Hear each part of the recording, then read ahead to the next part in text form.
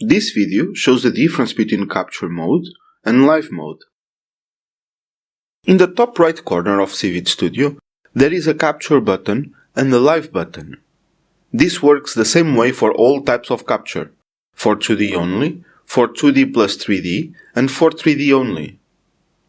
Let's start with 2D only. After capturing, you will get a single frame with a single 2D image. When choosing live, captures are triggered continuously, one after the other.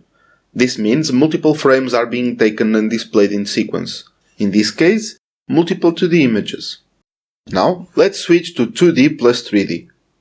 The computation required to reconstruct a point cloud is much higher than the one required for the 2D image. Therefore, the time between captures is longer in this mode than in 2D only.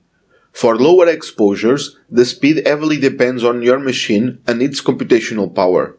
Taking capture after a capture generates heat, especially with high exposures. As a result, the camera may throttle to prevent overheating, which will slow down the capture rate.